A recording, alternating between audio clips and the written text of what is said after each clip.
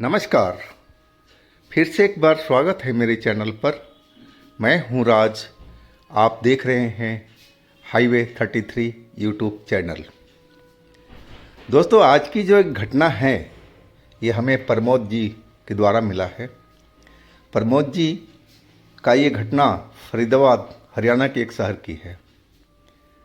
ये घटना उनके साथ में जब घटी तो उनकी उम्र लगभग 22-23 साल थी और ये घटना को लगभग 20 साल हो चुका है।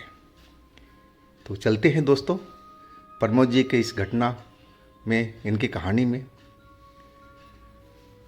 लेकिन दोस्तों, आपने मेरे चैनल को सब्सक्राइब नहीं किया है तो जल्दी से कर लीजिए और साथ में बेल आइकन को दबाना मत भूलिएगा। मेरा नाम प्रमोद कुमार है। मैं हरियाणा के एक शहर फरीदाबाद का रहने वाला हूँ। ये घटना की शुरुआत आज से लगभग 20 साल पहले हुआ था, वो भी मेरे पिताजी के साथ में। मेरे पिताजी एक फैक्ट्री में नौकरी करते थे, ड्राइवर का। वो ट्रक चलाया करते थे फैक्ट्री का। और घटना का शुरुआत उन्हीं के साथ हुआ था। मेरी उम्र उस टाइम 22-23 साल की रही होगी। मैं पढ़ाई कर रहा था। मेरे घर में जो कमाने वाला सदस्य थे वो मेरे पिताजी ही थे और बाकी मैं था, मेरी छोटी बहन थी, मेरी माँ थी और मेरी दादी भी जिंदा थी। तो ले दे के सारा घर का खर्च पिताजी के कमाई के द्वारा ही चलता था। और अचानक एक रात को पिताजी अपने काम से लौटे तो उनकी तबीयत खराब हो गई थी। वो घर में आए थे तो तबीयत उनकी बहुत ज़्यादा ख़राब थी, बुखार चढ़ा हुआ था, उनको बहुत परेशानी हो रही थी। मम्मी ने पड़ोस में जा कर के और डॉक्टर से इलाज करवाया। बुखार तो कम हो गया था लेकिन उतरा नहीं पूरी तरह से और वो कुछ बहकी बहकी सी बातें करने लगे थे। दीवार को ताकते रहते थे, घूरते रहते थे और कभी कभी तो लग रहा था किसी से दीवार को कोई पास हो उनसे बात कर रहे हो, लेकिन ऐसा कुछ नहीं था। हमने देखा था कि दीवार तो दीवार थी और पिताजी के शायद दिमागी जो संतुलन था वो खराब हो चुका था। मैं इस बात को माँ से बताया कि माँ देख, पिताजी बहकी बहकी बातें कर रहे हैं, दीवार के साथ में कभी छत को ताकते हुए बात करने लगते हैं, तो इनको दिमाग वाला डॉक्टर को दिखाना पड़ेगा।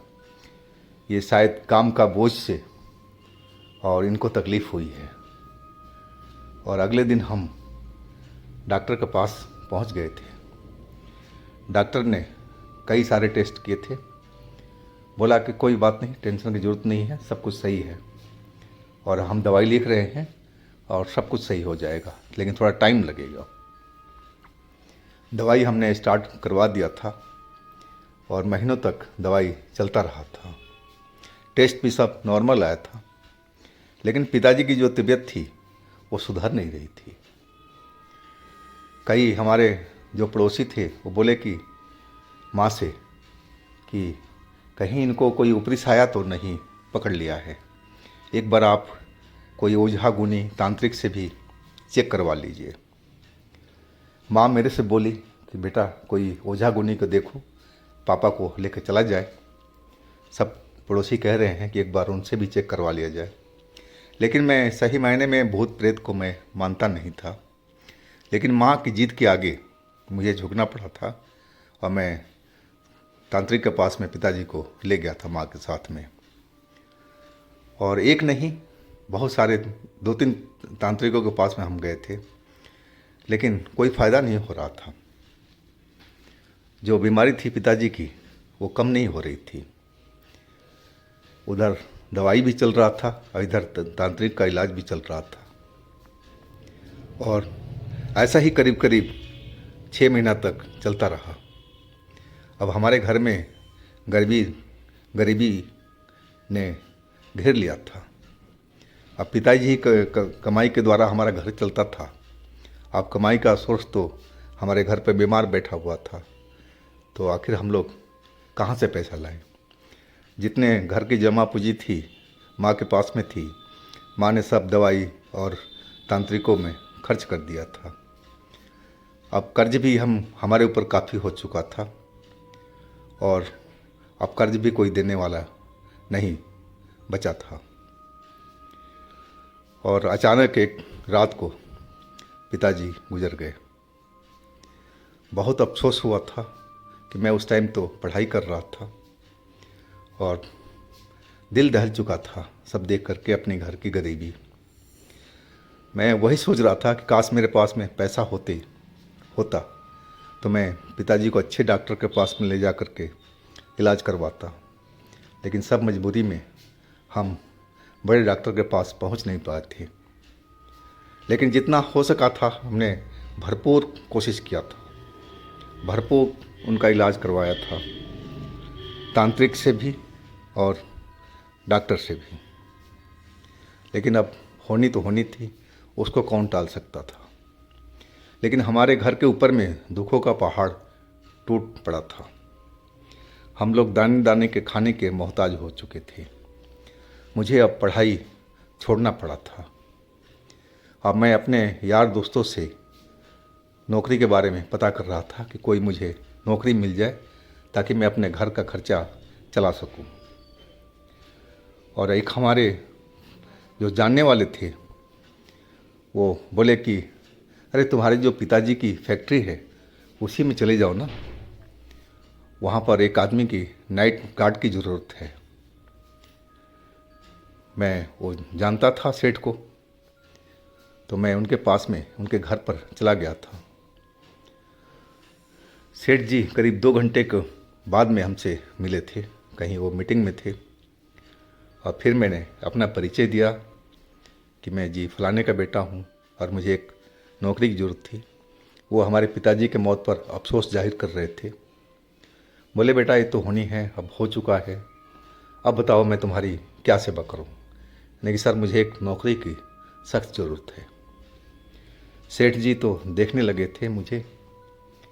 बोले बेटा देखो नौकरी तो एक है, एक फैक्ट्री है जो बंद पड़ी है काफ़ी दिनों से, 1 साल करीब हो चुका है, और उसके लिए मुझे अब एक नाइट गार्ड की ज़रूरत है। लेकिन तुम कर नहीं पाओगे, अभी तुम्हारा जो उम्र है अभी कम है। मैंने बोला देखो सेठ जी मेरी उम्र करीब 22-23 साल हो चुकी है और मैं नौकरी करना चाहता हूँ, चाहे आप जौन सा भी काम दे दे, मुझे पैसों की सख्त ज़रूरत है। मैं अपने परिवार को भूखा नहीं रखना चाहता हूँ। मैं हस्त पुस्त तो था ही, लंबा भी था। तो सेठ जी बोले कि देखो हमारी जो फैक्ट्री है वो पिछले साल से बंद पड़ी है और मैं आपको अंधेरे में नहीं रखना चाहता। उस फैक्ट्री में कोई ऊपरी शक्ति ने कब्जा कर रखा है और वो फैक्ट्री को चलने नहीं देती। जो भी वर्कर काम करने जाता है वो बीमार पड़ जाता है और फिर दोबारा हमारी फैक्ट्री में आता नहीं है। और इस वजह से अपने फैक्ट्री को फ़िलहाल 1 साल के लिए बंद कर दिया था। और उसमें जो शक्ति है भूत प्रेत की जो भी है उसको निकालने की हम कोशिश कर रहे हैं। और हम एक तांत्रिक को लेकर के आए हैं और वो अभी वो फैक्ट्री में भूत निकालने का काम शुरू करने वाला है। तो हम चाह रहे थे कि नाइट में कोई रहे वहाँ पर फैक्ट्री में देखभाल के लिए, कि वो काफ़ी दिन से फैक्ट्री हमारी तालाबंदी थी। फिर वो बोले कि आप डरते हो क्या भूत प्रेत से। मैं बोला नहीं जी, मैं भूत प्रेत को नहीं मानता हूँ, अब मुझे डर भी नहीं लगता। बोले ये तो अच्छी बात है, तो आप कर लोगे। फिर सेठ जी बोले ठीक है, और पैसे वैसे की हमारी सब कुछ बातचीत हो चुकी थी। पैसा सेठ जी ने सही दे रहे थे उस नाइट के ड्यूटी के बदले में, और मैंने हाँ भर लिया। मैं खुश था कि चलो कुछ तो कुछ आएगा हमारे घर में, अब हमारे घर में चूल्हा तो जलेगा। और हम अगले दिन से काम पर आ चुके थे। फैक्ट्री का जो चाबी था सेठ जी के पास था, मैं सेठ जी से चाबी ले चुका था। और सेठ जी ने बोला कि आज नहीं कल वो तांत्रिक आएगा और रात में फैक्ट्री में पूजा पाठ करेगा। जो आपको सहयोग मांगेगा आप दे देना। वैसे तो आपकी सहयोग की ज़रूरत नहीं पड़ेगी, आप तो अपना फैक्ट्री के गेट पर ही रहना। जो करना है उस तांत्रिक ने करना है। नहीं ठीक है जी, अगर वो हमसे कुछ मदद मांगेगा तो हम तो हैं ही तैयार वहाँ पर, कोई दिक्कत नहीं होगी जी। और मैं अपना ड्यूटी पर लग चुका था। वह रात में पूरा फैक्ट्री घुमा था, लेकिन मुझे ऐसा कुछ नहीं लगा था कि वहाँ कोई भूत प्रेत। हाँ, आवाज़ें कई तरह की आ रही थी उसमें, और आवाज़ की सुन करके मैं जब जाता था तो आवाज़ शांत हो जाती थी, तो मैं अपनी गेट पर आकर के बैठ जाता था। और रात तो हमारी सही ढंग से निकल चुकी थी। अब अगले दिन मैं अपना निश्चित टाइम पर ड्यूटी पहुंच गया था, और उसके बाद में करीब आधे घंटे के बाद में वो तांत्रिक आया था। तांत्रिक 3 बंदे थे। एक तो ड्राइवर था गाड़ी का, उनका कार थी उनके पास में, और 2 तांत्रिक थे। एक शायद गुरु था, एक चेला था। वो गेट पर आ गए थे, हॉर्न बजाए, तो मैंने जाके पूछा कि ऐसे में हर किसी के लिए थोड़ी गेट खोल देता। तो उन्होंने सेठ जी का नाम बताया काम क्या है। मैंने कि ठीक है जी, आप गाड़ी अंदर ले आइए।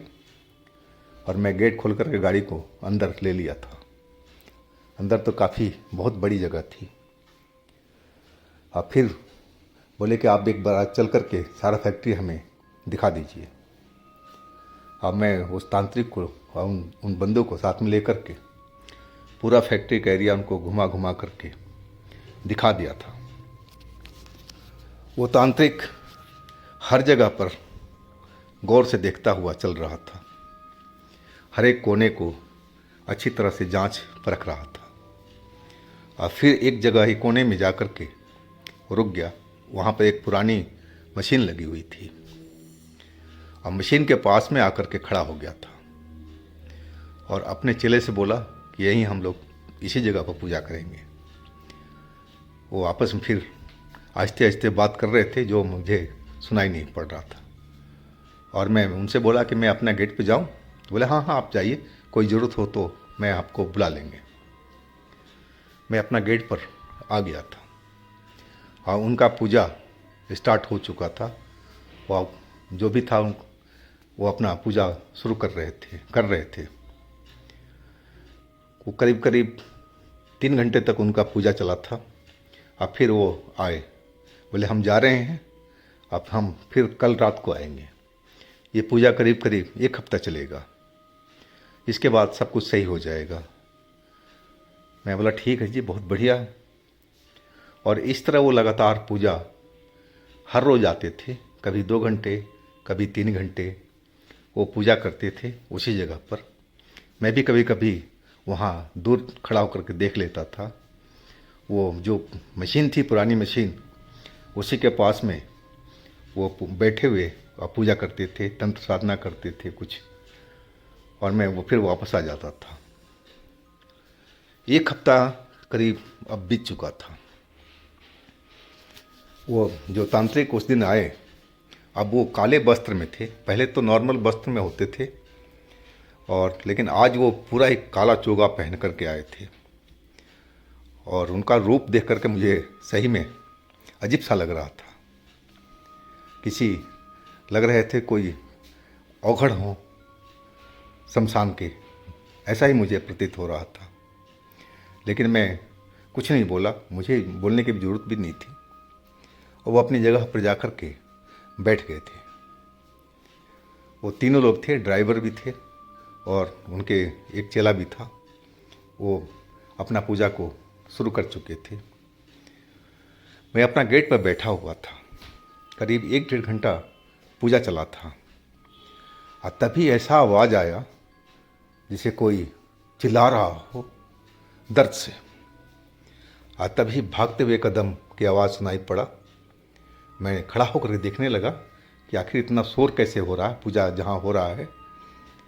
तो मैं देखा जो तांत्रिक थे, जो काले चोगे में थे, वो तो दौड़ते हुए आ रहे थे, और उनके आगे वो दोनों, एक तो ड्राइवर और दूसरा उनका चेला, भागते हुए हमारी गेट की तरफ आ रहे थे। और जो तांत्रिक थे वो बहुत गुस्से में चिल्ला रहे थे और पकड़ने की कोशिश कर रहे थे अपने चेलों को, एक ड्राइवर को और दूसरा उनका जो चेला था। और चेला बहुत ज़ोर ज़ोर से चिल्लाता हुआ भाग रहा था हमारी तरफ, गेट की तरफ में। गेट तो ऐसे खुला हुआ था और सेकंड नहीं लगाया, गेट के बाहर वो ड्राइवर भी हो चुका था और वो चेला भी हो चुका था और बाहर से उसने गेट को बंद कर दिया था। अब वो जो तांत्रिक थे वो गेट को मुक्के से मार रहे थे, पैरों से मार रहे थे कि गेट खोल, गेट खोल। और उनकी जो बोलने की आवाज़ थी वो एकदम बदली हुई थी। वो एकदम जैसे फटी फटी आवाज़ में बोल रहे हो। उनकी आवाज़ तो मैंने बहुतों बार सुनी थी, उनकी आवाज़ तो ऐसी बिल्कुल नहीं थी। वो बहुत डरावनी आवाज़ में और गेट खोलने की वो अपने चेलों को बोल रहे थे। लेकिन वो सारे चेले अपने गाड़ी में बैठे हुए थे, जिस कार में आते थे। अब मैं अपनी केबिन में बैठा हुआ था। मैं कुछ नहीं बोल रहा था, मुझे समझ में नहीं आ रहा था। मैं समझ रहा था कि इनका कोई तांत्रिक का ऐसी कोई खेल होगा, कोई जादू मंत्र होगा, शायद इसी ऐसे ही भूत को भगाया जाता होगा। तो मैं उनके बीच में बिल्कुल नहीं पड़ा था। मैं अपने केबिन में चुपचाप अपनी कुर्सी पर बैठा हुआ सब कुछ देख रहा था। वह ज़ोर ज़ोर से तांत्रिक गेट को अपने सर ठोकने लगा था, सर से टक्कर मारने लगा था। खोलो गेट खोलो, आज तुम्हें मैं जिंदा नहीं छोड़ूंगा। वो ऐसी ऐसी बातें वो जो तांत्रिक थे उनके मुंह से निकल रही थी। वो आवाज़ बहुत फटी फटी बेसुरी आवाज़ थी, भारी भारी सी लग रही थी। और मुझे कुछ अलग ही लग रहा था आज का नज़ारा। लेकिन मैं फिर भी उनसे दूर ही रहा था। मैं अपने केबिन में आराम से बैठा सब कुछ सुन रहा था, देख रहा था। और अचानक वो जो तांत्रिक थे जो अपना सर गेट पर मार रहे थे, ठोक रहे थे, कभी पैरों से मार रहे थे, गेट खोलने के लिए कोशिश कर रहे थे, और वो बेहोश होकर के नीचे गेट के पास ही गिर गए थे। मैं कुछ समझ नहीं पा रहा था कि मैं अब क्या करूं। मैं इनके जो जादू का खेल था उसमें मैं पढ़ना नहीं चाहता था।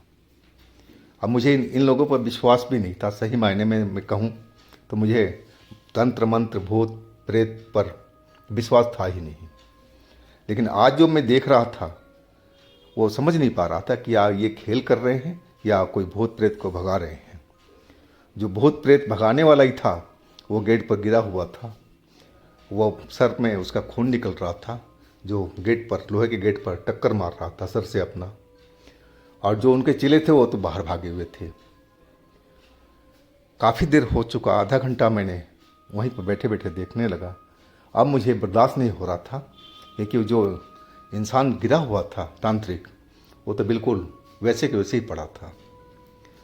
तब मैं गेट पर आया और मैं तांत्रिक को देखने लगा। मैं तांत्रिक का देखा कि नब्ज वगैरह चल रहा है, बिल्कुल सही चल रहा था। तांत्रिक बेहोश पड़ा था।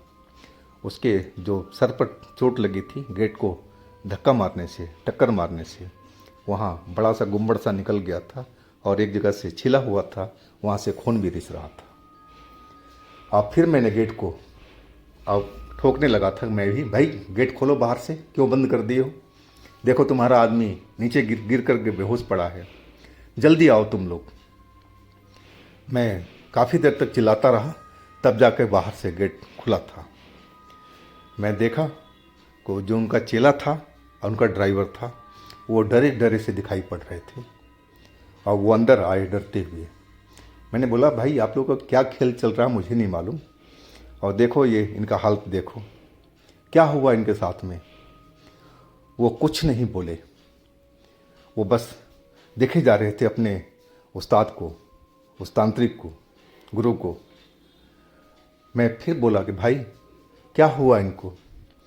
तब जो ड्राइवर था कार का वो मेरे पास में आया, बोला भाई कहानी उल्टी हो गई है। हम तो यहाँ भूत को भगाने आए थे और भूत ने ही बाबा को पकड़ लिया है, और बाबा को भूत सवार हो चुका था और बाबा हम लोग पर झपट पड़े थे हम लोग को मारने के लिए। तब हम लोग यहाँ से भागे थे। भाई कहानी उल्टा हो चुका है। नहीं कि अब क्या करना है, मुझे थोड़ा डर लगा था उस टाइम में। नहीं कि अब क्या करना है, बोले हम इनको अब लेके जा रहे हैं। और वही किए उन्होंने, उठा करके वहाँ से चल पड़े थे। और गाड़ी में फिर वो निकल चुकी थी गाड़ी उनकी। मैं सारी रात वहीं पर बैठा रहा। मुझे तो कुछ उस फैक्ट्री में अजीब सा कुछ भी नहीं लगा था, सब कुछ शांति थी।